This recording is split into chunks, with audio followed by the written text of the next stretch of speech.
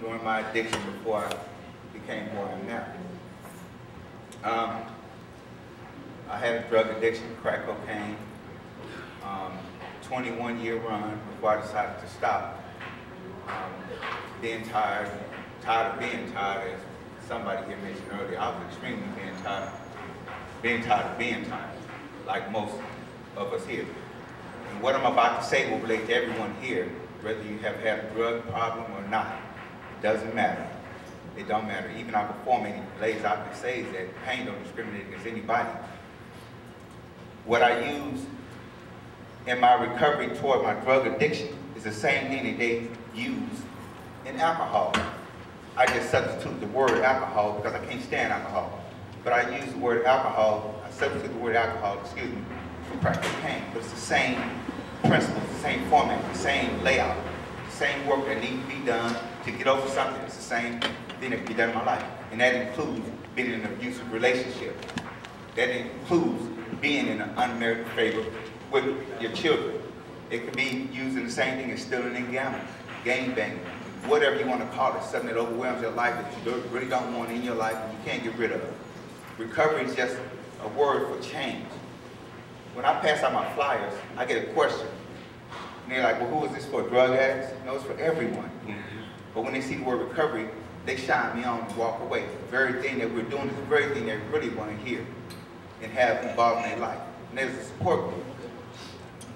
My drug addiction lasted me for 21 years. I became homeless. I was the one that Joe was talking about pushing baskets and stuff. Well, I was one of those guys. That's how I met Joe. When I met Joe, I was pushing a basket. I was homeless, sleeping in human feces, boo-boo, that's what you want to call it, all of that. I went through all of that. That was my experience in life. My drug addiction kept me to the point where I couldn't keep people around me. I was so bad about it. We know what crack do, make you steal and rob everybody, the closest ones you love. You hurt them the most off the drugs that I was using. And that's normal stuff because that's what crack cocaine do to you. So I can't really get a hold to a person and they tell me that they used crack but they didn't steal. Well, then you weren't using crack. You understand what I'm saying? That's you was using something else. Crack only got one reason. It only has one effect to it. And it's to have you going and to keep you going. Out of all means necessary, you will get you some more, whatever it takes. I've been through all of that. But I thank God for my recovery. That's where I'm at now. And mine happened because I thought I had some partners out there, big time dope dealers, and they turned me down one day out for trying to sell them a barbecue pit that I hopped the 10-foot gate to get. And it's one of those double pits into one, so it was like 9 feet long. And when I got over there, sweating, perspired, up for 3 days, no sleep, no eat. When I finally get it to them, they didn't have no money. And the deal was $35. The guy only had $8, and he really didn't even have that. He got that from his friend. And that hurt me so bad. And what hurted me was anger. It wasn't, because I had been turned down 1,000,000 of times before, but what brought me to my knees was that I was frustrated already, and here I am again, and it made me just click. Why am I doing this? What am I doing this for? I sat on the curb. Why am I doing this? It didn't stop me from using it at the time because I still continued to use for another day or another 2 days. I think the next day, which was April the 1st, I went to jail. And I called my recovery date April the 3rd because I knew I didn't have nothing on the 2nd and I definitely didn't have nothing on the 3rd because I was locked up. But it was a Sunday. I think the Sunday was April the 1st. That was the day I first went to jail. So my date is either 2nd or 3rd. I just call it the 3rd of April. So I went through that turmoil. Now, what happened was the way God mapped it out was that it was a program set for people like me. I'm also a parolee at the time. I was too. And I kind of skated through the system because I was under an assumed name, not even my real name. And when they took me to jail, they took me under my real name, but I had a parole number under my alias name.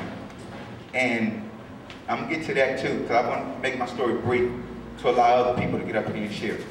So just bear with me because I'm gonna speed through this.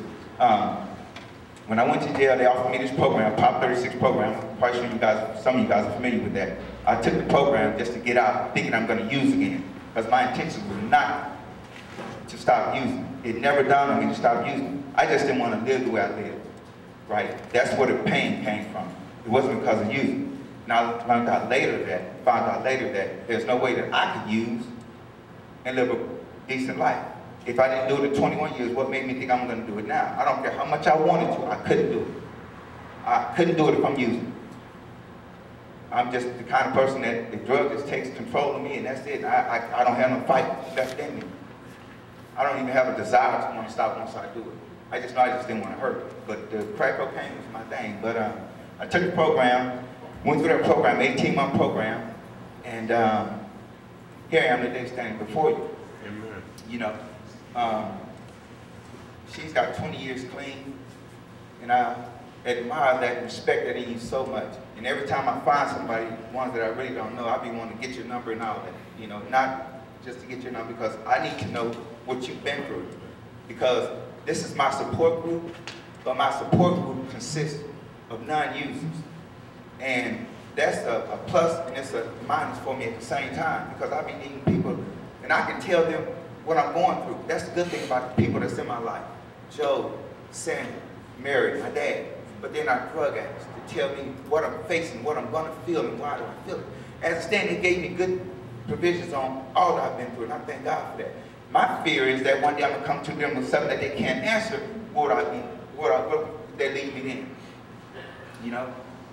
What would I be left on in? So I've always had this desire to find someone that had more clean time, a lot more clean time than I do, and elaborate with them, you know, what's going on? Is this, you know, did you feel this? Why am I still guilty about feeling like this and this kind of stuff, you know? And I was a thief. And anytime somebody bring up an issue about something that's missing, I know I ain't did it. Look, the president will be missing his watch. I can see it on TV, and I feel guilty about that, believe it or not. You know what I mean? That's my thing. You know, and it makes me, and I'm really sick of that, feeling like that. You know, but I can't help it. You know, and I don't want to feel like that, but I can't help it. You know, from my past, all I've done, I have been for 21 years. You know, and I got to realize that I'm a new creature now. And I have to keep reminding myself of that.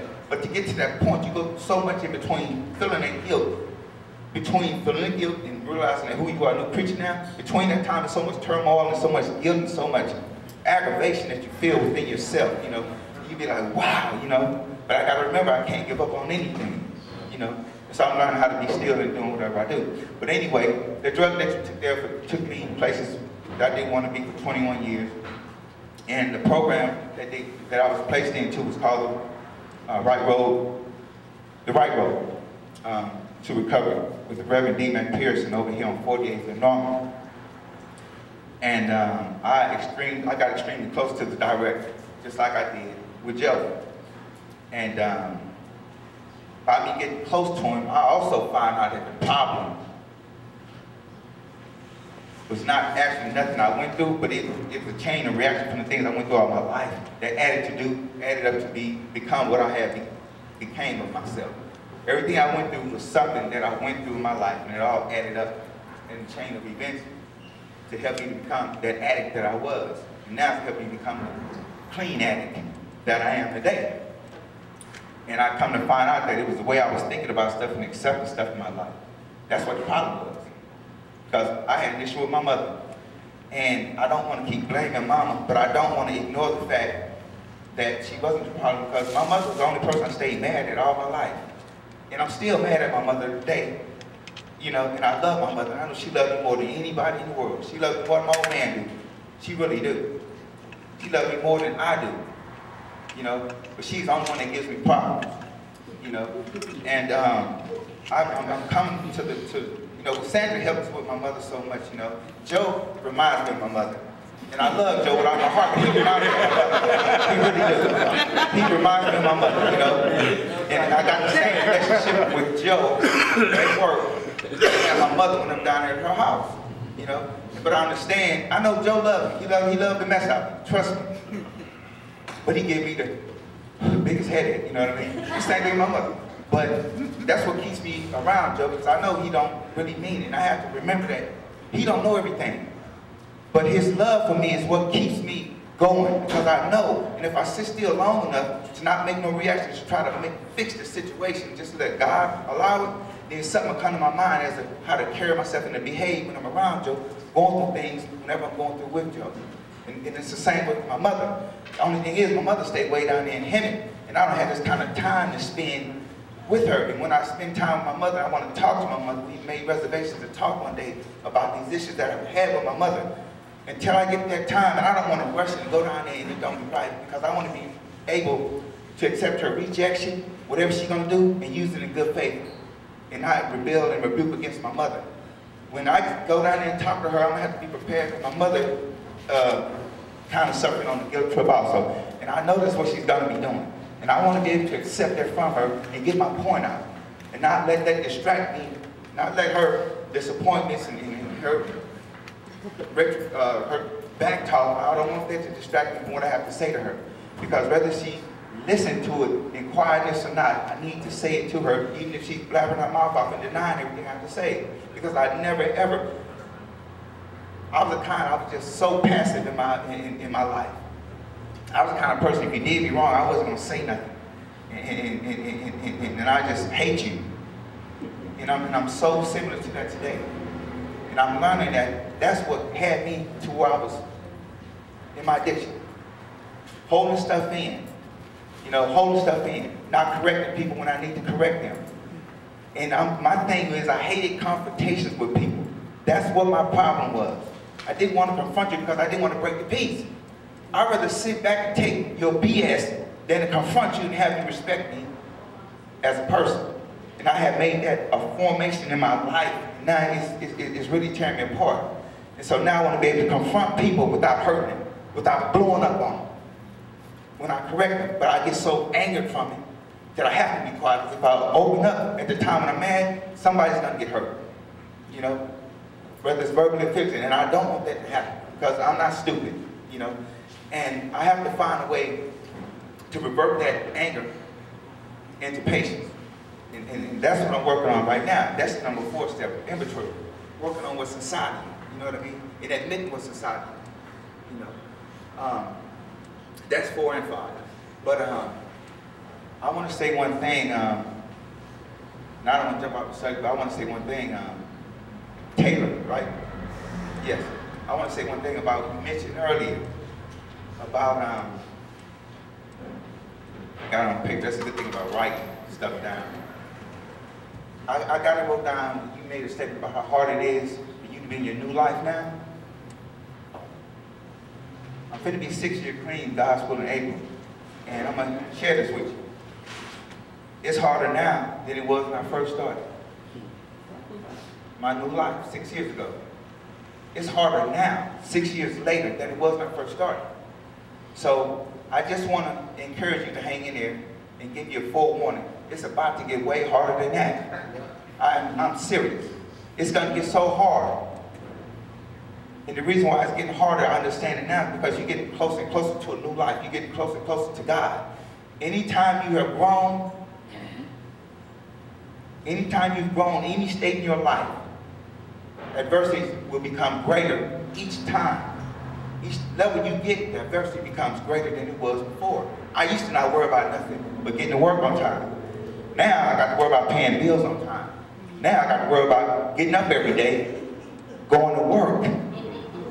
Now I got to worry about going to work when I don't want to go to work, and hanging in there and keeping a certain attitude all day long without getting personal about the issues, whatever I'm going through, whether it's from a boss, whether it's from me at home, issues, whatever it is, I got to worry about maintaining that. Now that's recovery. It ain't necessarily about the drugs no more. Now it's about living life on life terms. That's what I have to worry about now. That's the hard part of it. The more you learn, the bigger the problem's going to be for you to keep you where you're going to be at. And that's anybody here. The more you recover from your old self, the harder it's going to be to keep your new self. As simple as that. You know?